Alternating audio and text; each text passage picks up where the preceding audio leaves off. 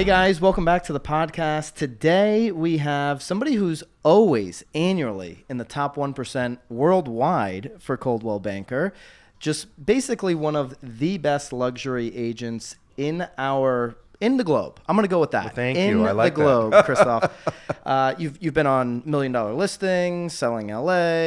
You speak fluent French and Spanish, and you're just an amazing luxury broker. Thank you. I am honored to have you on the podcast, Christophe Choo. I'm excited you're here visiting me in Beverly Hills. I am too. This is quite the whole entire afternoon for us. We're going to do a little tour later, and Yep. we're excited about that. Show everyone a $20 million mansion and go have some lunch. I'm going to get some YouTube tips off you because you have 8 You got million that. plus views on your YouTube channel, which if you're watching this podcast on YouTube, you'll be able to get a link to Christophe's channel. So Cool.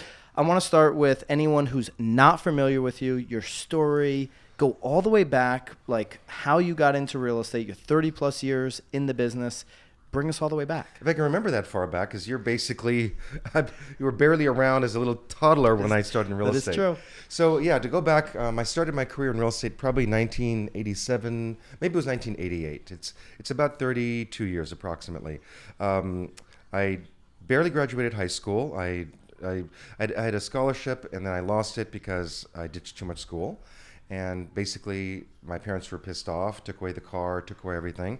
And I had to work, which I did, worked several jobs. I cleaned apartments, I valet parked cars, I worked at the Hollywood Bowl, and I was a fashion model. Oh, and I also worked at Dupar's restaurant as a cashier. So I was working and modeling and traveling a lot. And my wife now of 26 years, she said to me, how about getting a more stable job? I was 18 years old. And I'm like, what did you have in mind? I didn't know anything. She says, how about real estate? And, 18 years old, I thought, well, I can drive a fancy car, I can show pretty houses, and I can make a lot of money and be my own boss. I had no idea there was such a thing as escrows and title and insurance and loans and appraisals. I just, young and dumb at 18, I just thought, well, I'll get a license and I'll sell real estate. So I got my license, joined John Douglas Company, which is now Coldwell Banker. And the first office I interviewed at was close to, I was still living with my family at their home. And the first office I interviewed at, the manager said to me, what are your goals? I said, I want to make $1 million a year and drive a Rolls Royce. So I think she thought I was crazy and she did not hire me. She said, no, I don't think you're the right fit for the office. It was an area called Los Feliz, which is kind of it's not Beverly Hills, let's put it that way. So then I went to the next closest office, which was Hancock Park. The manager, Joe Love, did hire me. And I started doing 2 open houses a week, floor desk, up desk, whatever you call it. For a year, I had one sale. My first sale was $43,000 condo, and I made $1,700 commission. And the manager called me in like a year into the business and said, you're not really doing any business, and if you don't, step up your game, basically in 90 days you're out of the office.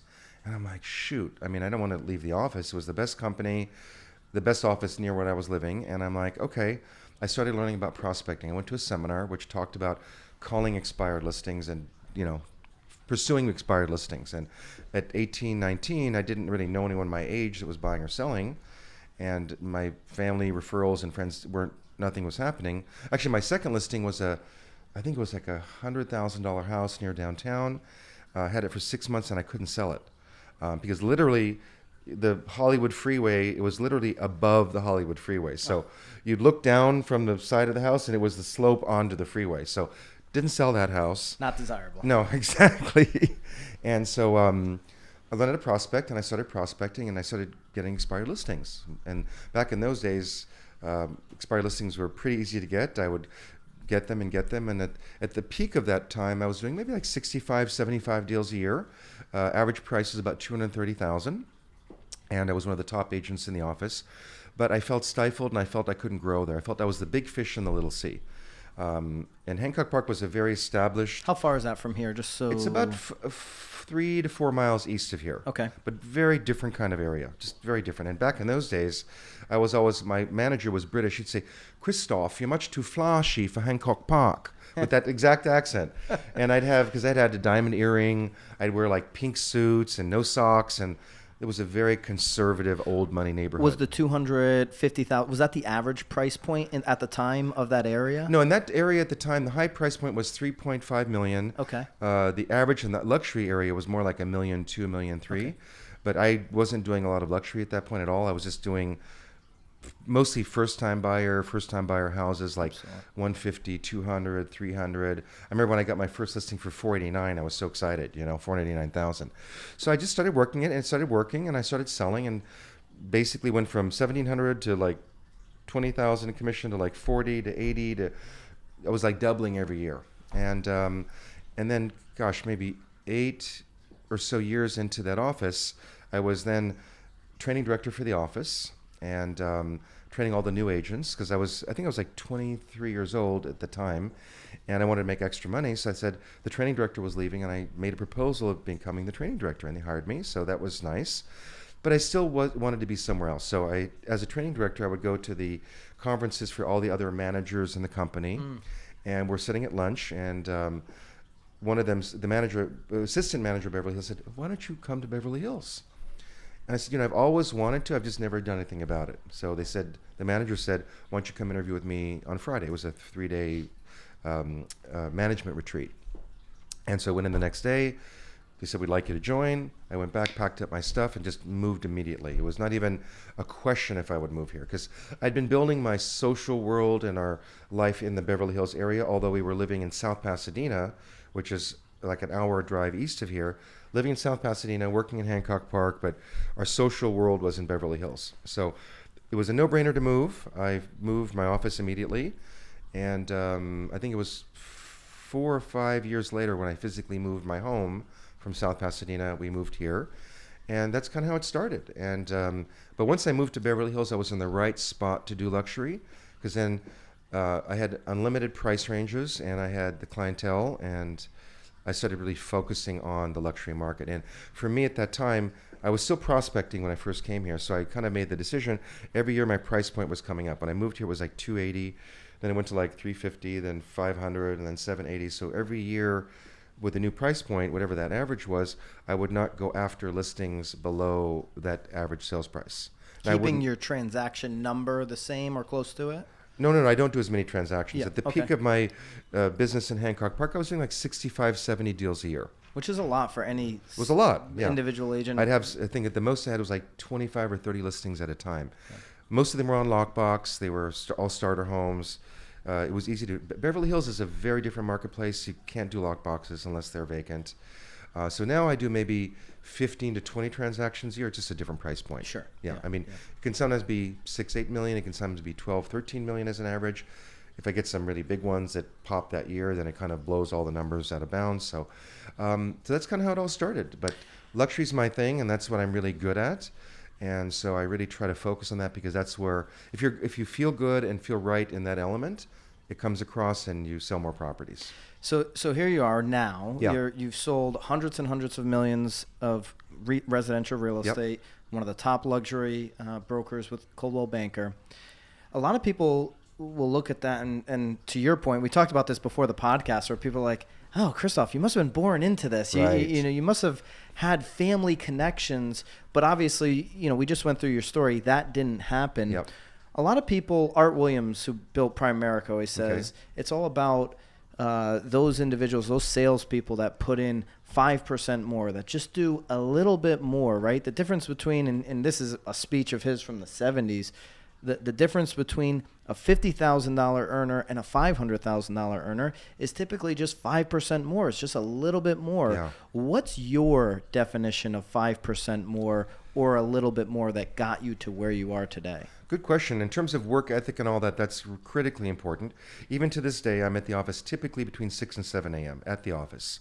I have a lot of international clients, so I want to, first of all, start my day with affirmations and role play and all those things, and kind of planning my day, doing my little social media stuff and checking on things and emails. And by the way, you have an office setting to do that. This is a spa-like environment in here. It's true. I created it as such with the right feng shui, fountains and plants and aromatherapy diffusers and crystals, all the things that, look, I spend half my days every single day of the year pretty much in the office. So you need to have a nice environment. So work ethic is critically important. So I'm here early every day. I mean, typically I come in, 6 to 7. I usually leave around 6 or 7 at night, unless we have an event.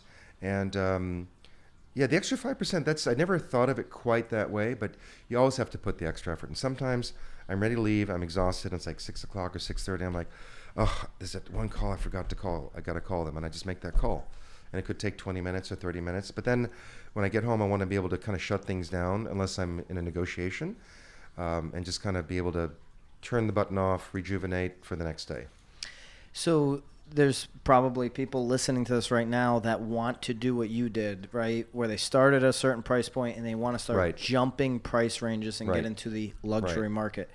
Could somebody today in 2019 going into 2020, could somebody conceivably do what you did, which is, have you had, I guess, some friends you had said in Beverly Hills, but having zero connections in Beverly Hills, move into this market and start hitting the luxury price point? Or do you have to do what you did, which is start at a lower price point somewhere else, get your feet under you before you can just throw yourself into that luxury pool? I will say this in Beverly Hills, luxury primarily is a relationship market.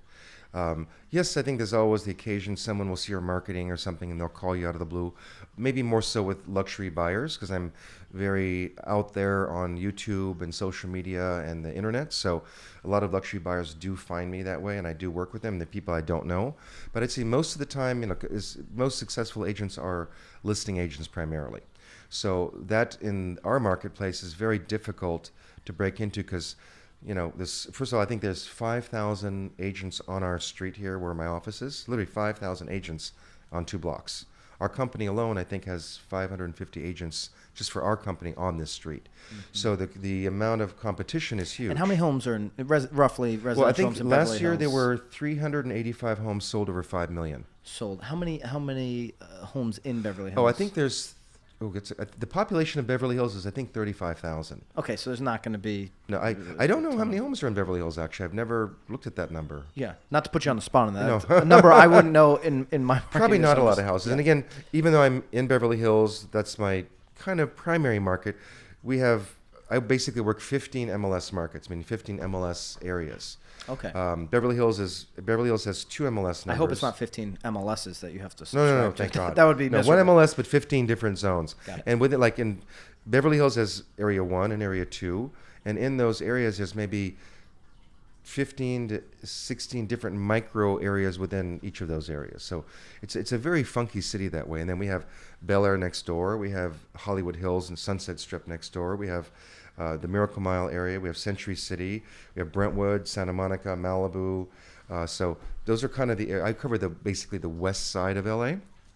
So it's about a 10-mile radius from my office. That's about the range. So if somebody were to say, you know what, I'm doing it anyways. I want to crack into this luxury market, whether it's Beverly Hills or anywhere. Yeah.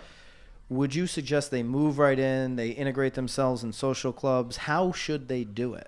Yeah, I think definitely I also have to live it, breathe it, be it in order to sell it. Meaning a luxury client wants to know you're part of their world. Mm-hmm. If you're not part of their world, they're not going to think you can sell their house. For example, I don't know if it's on the camera, but this house, this was the first house to sell over $20 million in the Holmby Hills area of Los Angeles, which is the most exclusive area in LA. This is about 10 years ago.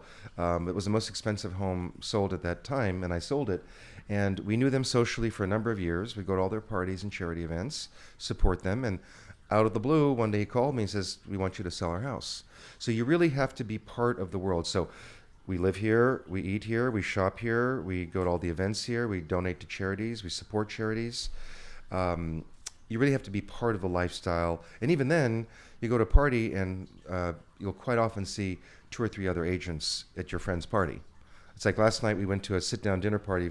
Bulgari, the jewelry company, had a sit-down dinner in Bel Air. I saw that on your Instagram. At Judy Garland's former home, which was fun. And it's a beautiful property. And met the owners of the house I'd never met before. Luckily, there were no other agents at the house. But that dinner had, I think there were 40 people, maybe 35. A lot of our friends that we already knew, a lot of potential clients, but you got to be around and be seen in those things. And it was probably a shocker for you that there was no other agents. It was, because usually there is. And when I spoke to the owner of the house right away, the husband said, well, what do you do? I said, I'm in real estate. And I said, oh, no, I said, wow, you're in the Judy Garland. I said, how did you know? And he said, what'd you do? And I said, I'm in real estate. And he said, oh, how'd you know? And right away he said, oh, well, we bought this house from so-and-so. And I'm like, oh, yes, of course I know. He's like, do you know him? I said, of course I do. So I can tell that relationship seemed because they sold their house with him, bought with him, So even though there was no agents, the owner already has an agent. Yeah. Although that can change. So yeah, it's there's a lot of that. But sometimes you go to a party and there's 3 or 4 top brokers at these parties, and that's just the way it is. Yeah. No, that makes sense to me. You have to. I agree with you. Relationship business, whether it's on the brokerage level, referrals in, and you're in position to get a lot of referrals in this part of the country, and certainly with your clients. Yeah. If someone says, okay, I'm willing to do all of that, right? What's the next best place to start? Is it to look for a team? If you're just coming out of the gates wanting to crack into the luxury, is it join a team, join what you did, the top office in the area? What would be your advice? I would say when I started, 32 years ago, it was very, very different. And when I moved to Beverly Hills, it was suggested to me to maybe join up with another Beverly Hills agent and partner. And I did that for about 6 months. But I never felt I needed a partner, and I'm rather just try it on my own. If I get it, I get it. If I don't, I don't. I'd rather have a lower closing ratio in the beginning and just do it on my own. So I did join someone. We were partners for about 6 months or a year. That was fine, but it didn't really add benefit to what I was doing, so I stopped that. But I think in today's world, in 2019, if you're coming to Beverly Hills and you want to get in the luxury market, you need to join a team. I think you on your own it's going to be a really hard, long road to get some business unless you're just really connected. Really. So I would definitely say join a team. And for me, we're looking for someone to join my team. Basically, if I can get someone who can door knock and prospect expired listings, and there's no for sale by owners, but expired listings, there's that.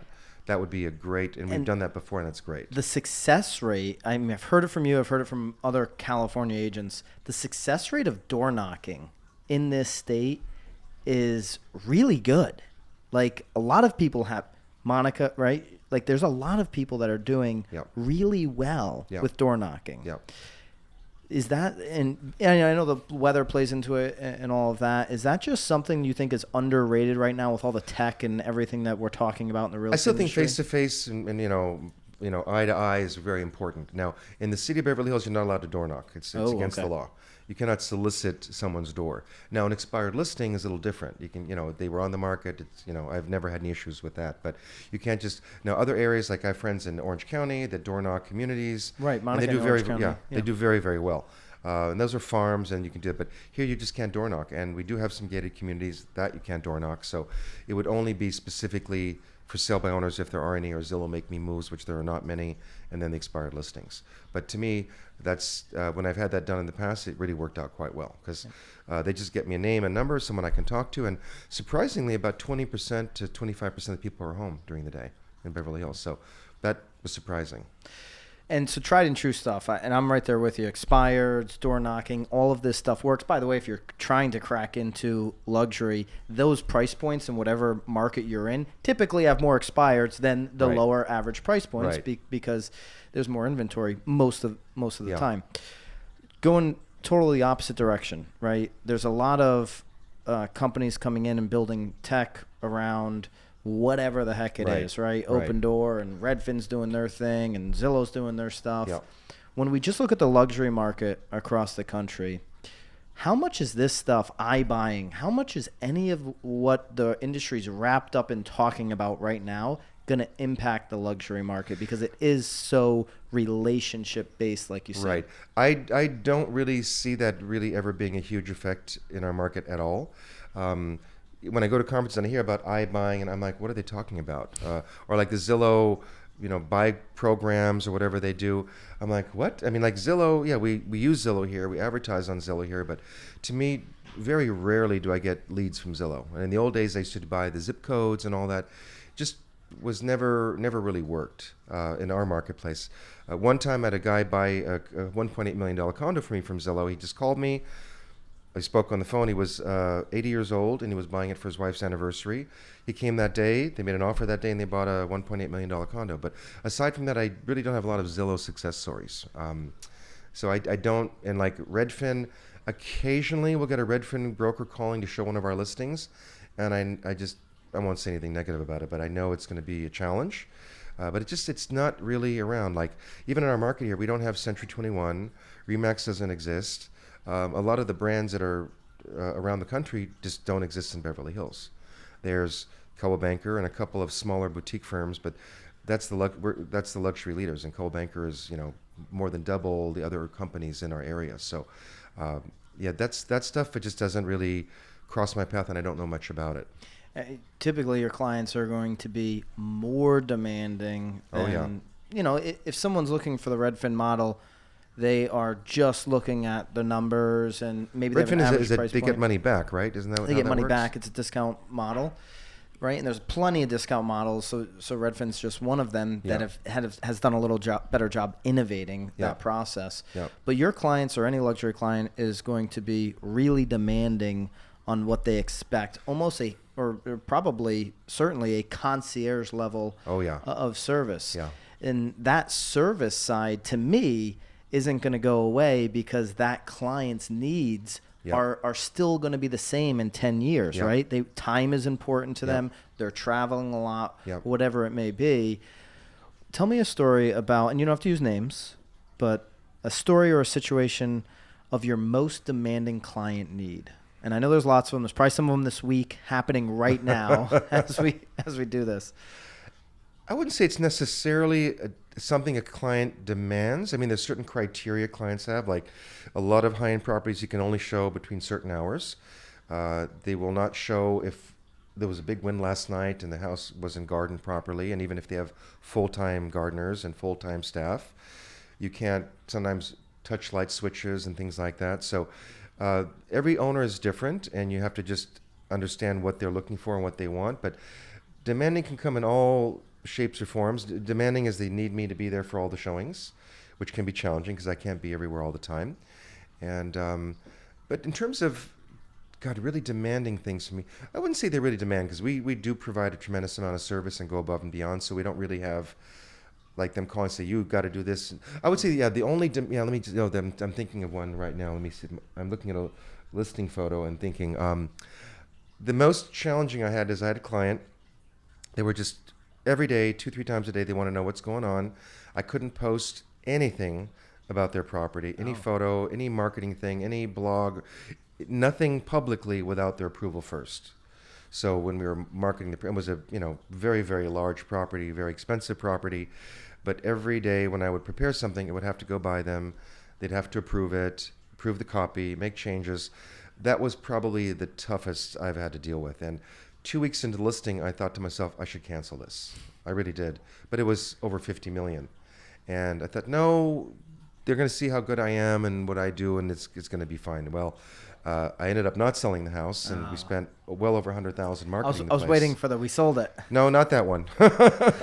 So, there's some clients who can just be... clients who want to micromanage me and tell me what to do, that's the problem. That would be the demanding one. And I've learned now not to do that. If they're not going to give me carte blanche, the ones that follow my advice and just let me do what I need to do and trust me, their houses always get sold. The ones that think they know or tell me how to do things, that's what I call demanding, and it's not benefiting them because they're not in the business for 32 years. So that's that. I would say demanding me to do things that I know don't work. And that particular client wanted 4 covers of magazines and inside spreads, which we did because we wanted the listing. And of course, that never made the phone ring. The phone calls we got were from my online marketing. So I'd say demanding is just that, them asking me to do things that I know don't work. The bulk of your leads, and outside of your connections, right? The bulk of your leads are coming online marketing right now? Most of my clients are all past clients in Sphere or referrals.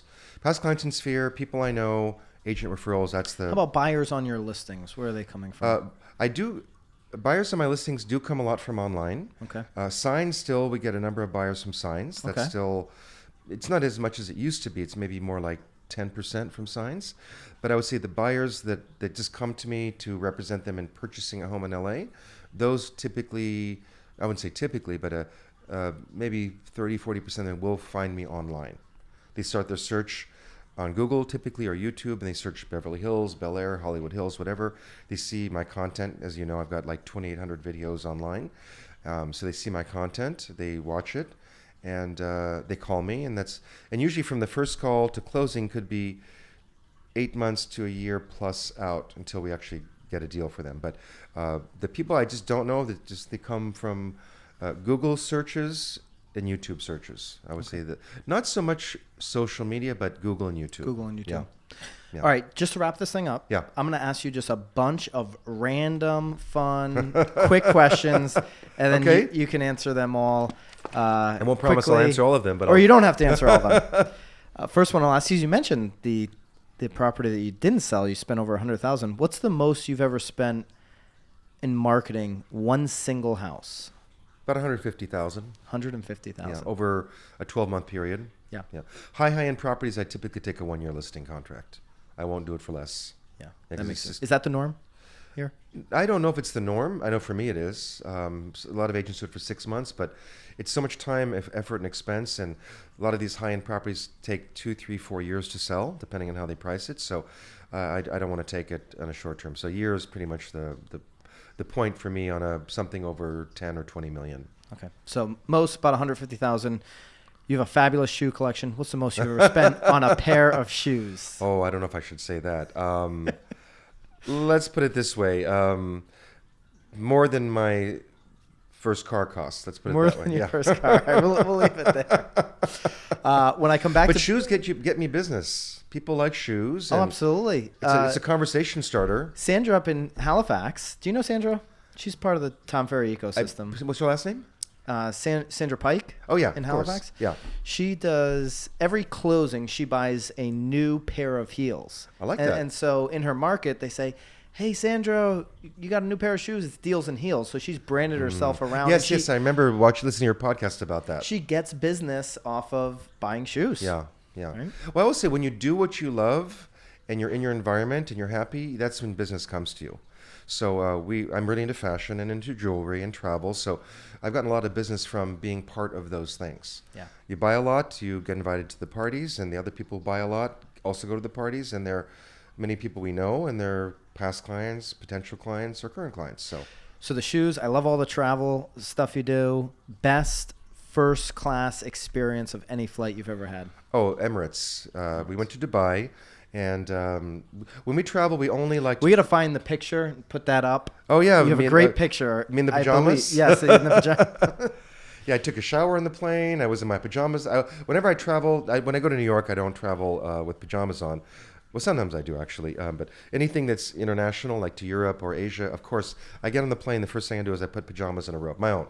I don't like the ones they give you in first class. So, yeah, best travel experience airline-wise is Emirates. Singapore Airlines would be number 2, but Emirates is amazing because you basically have half of the top floor of the A380, I think it is. You have 2 showers.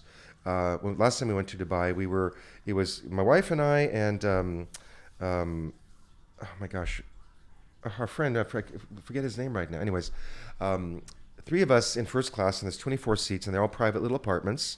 And on Emirates, you can order what you want, when you want, a la carte. There's no set time to dine.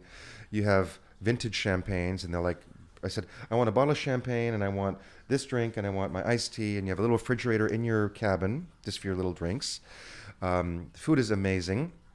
The service is incredible. But there were 3 of us in the 24 seats available, 3 people. Tyrese Gibson, yes. He was with us. It was Tyrese, my wife, and I on the flight to Dubai, and then we hung out in Dubai, which was really fun. Just the 3 of us, and we had I think 9 stewardesses and stewards to help the 3 of us. So everything we wanted was there. And taking a shower, that was my first shower on the plane. And I took one taking off LA, and then I took one landing in Dubai because it's a 17.5-hour flight. And I just figured I have to take a shower, right? Got to do it. And they have a wonderful bar, an actual bar with chairs and tables and lounges, which is nice. So yeah, Emirates, in their lounges are in Dubai. They have their own terminal, and in their own terminal, there's a economy floor, there's a business class floor, and there's the first class floor. Oh, wow. An entire floor where there were 4 restaurants, shoe shiners, massage therapists, sleeping rooms. I mean, it was unbelievable. So that's my best. Did you want to leave the plane when you landed? It was more comfortable than being at home, really. It was more comfortable going 17.5 hours to Dubai on Emirates than going first class to New York. It's a much more pleasurable experience. And you could actually sleep 8 or 9 hours. And you have this private compartment with a real bed, not like those Delta flat beds and all. I mean, those are like tiny little flat spaces. Those are, yeah. The other airlines are like Singapore now has the new suites, which you can, if you're a couple, they put the 2 beds together, combine the compartments, and you have like a queen size bed, which is like nothing like with like real sheets and pillows and the whole, not those, junky American United. I mean, first class in America is not really great. Right. And if it's not the lay down, it's really just extra leg room. Yeah. So, but most of that's when we travel. We usually take the carrier for that country. If we go to Italy, we take Alitalia. France is Air France. Singapore, Singapore Airlines, because usually the airlines for the country typically are quite good in most countries. So, and I think it's important. Great. Yeah. I love it. Thank you. When I come back to Beverly Hills, with my wife, next time I'm here with my wife, what is one restaurant we absolutely cannot miss? Mr. Chow. Mr. Chow. Yeah. Mr. Chow has always been my favorite in LA. They have it at LA, New York, London, Kyoto, Vegas now, and Miami. So every time I go to those cities, I always go to Mr. Chow. The best tasting food. It's not regular like Chinese food like around the corner or takeout Chinese. It's kind of nouvelle Chinese cuisine. I mean, Mr. Chow opened in Beverly Hills, I think 44 years ago. Oh, wow. They're still around, and we've been going there for 36 years, or 30-some years. I just love the food, and it's the who's who. Anybody who's somebody, if they're in L.A. or they live in L.A., they're going to be at Mr. Chow for dinner. Will Christophe Choo ever do an expansion market? Meaning have a different office elsewhere? Yeah, different market. I don't see that. Just simply because of time and effort. And as you alluded to, the higher end I go and the more expensive properties have, the more maintenance and servicing that requires. And even though people help me, a lot of times I have to deal with it. So I don't know if expansion in terms of another marketplace is for me. It's very easy to send a referral. I know all the top agents in the world, not all of them, but a lot of them.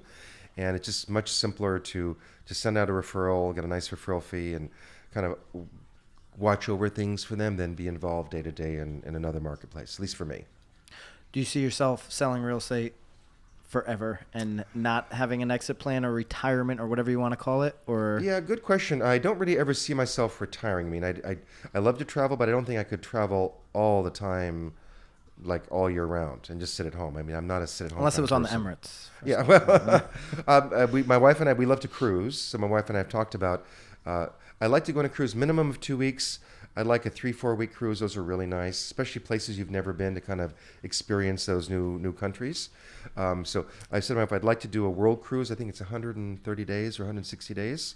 That I would like to do, because in every other day or every 2 days you're in a different country, different city. That would be fun. But I think once you've done it once, I don't think I'd want to do it again, because also on a cruise, that's really luxurious. But all you do is eat. I mean, just eat and eat and eat, and I gain a lot of weight. So, all right, last question. If you had to pick one external force, so not you, not the hard work that you do, one external force has been the biggest benefit to your real estate career.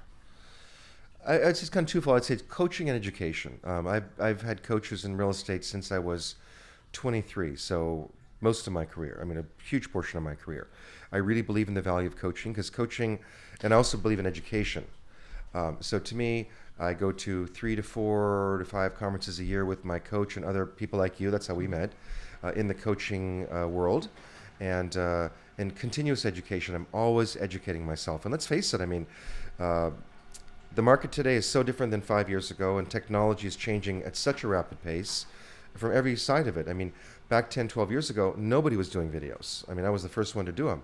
And now a lot of people are doing videos. And I have to keep upping my game and learning and educating myself on kind of what's the new changes and what can I do differently to stand out again from the crowd. So yeah, it's when I look at anybody that's at the top of their market, top of their field, we're talking about Josh Rubin, who's New York City broker, coming in today, flying in today, and I'll be hanging out with him tomorrow. He's the same way, right? When there's something to learn, he's right there absorbing the information. I mean, the first time you asked me a question about something on Instagram, I'm like, oh my gosh, Christophe's asking me a question. This is it, but it's incredible to see the level of commitment that you take year in and year out of learning your craft, getting a little bit better each day, getting a little bit better each year. Always. And even when I travel, I mean, I try to spend time, because people buy in Beverly Hills are typically, or people who live in Beverly Hills, quite often have properties around the world, multiple, especially at the high end. They might have 4 or 5 or 6 homes around the world. And I do travel a lot, so I always make it a point to study and understand those markets. So like in Dubai, I spent 2 days with the president and owner of, and the head of marketing for Coldwell Banker in Dubai, United Arab Emirates. I spoke with their office, I met with the agents, shared my experience and knowledge with them, toured like 7 of the different parts of Dubai, the Burj Al Khalifa, the tallest building in the world, looked at penthouses they're selling, looked at mansions on the Palm Jumeirah Island, looked at villas in, I forget the other area, and looked in the so I already spent 2 full days studying and absorbing. I rented a helicopter to fly over the city with them to understand the different areas, because I do have a lot of people, not so much the U.S. people, but a lot of European clients and Asian clients that do want and have bought in Dubai. So now I've got the connections. When I kind of know the markets, I kind of know prices. And even in New York, speaking of Josh Rubin, when I was there a couple weeks ago for a speaking engagement, I had like 1/2 day available to do stuff. So what I do, I called Josh. I said, let's get together. We had breakfast. And then we looked at 2 or 3 penthouses on Park Avenue and Fifth Avenue, because I have a lot of clients who have properties in New York. And we did videos and showed places. And it's good for me to be educated in all those things. So anywhere I go in the world, I try to make time to look at real estate. I have friends all over the world, and spend, whether it's a few hours or half a day to their office or looking at properties, so I kind of know what the market is out there in the luxury realm, because I think that's very important to be knowledgeable. Always learning. Yeah. Christophe, thank you so much. We've got to go. We're going to go tour one of your new one of my listings, $20 million listings. So if you're listening to this, if you're watching this, head over to, that's going to be a whole separate video. Head over to the tour of Christophe's newest listing. It's definitely something you want to check out. If you're on YouTube, we're going to link up all of your YouTube channel, which is fabulous. Again, that's over 8 million views. It'll be over 10 million views at any point here in 2020. For sure. It definitely will. Christophe, thank you so much. You've been gracious I'm so with your honored time. you came to LA to see me, and we get to hang out today. It's really cool. It's going to be fun. Nice. Thank you. Thank you. Hey guys, thanks for watching the video all the way to the end. I really appreciate all your engagement, all your comments, and if you like this content, if you want to see more, please, I've got 2 videos linked up here, or hit the subscribe button so that you never miss a video again.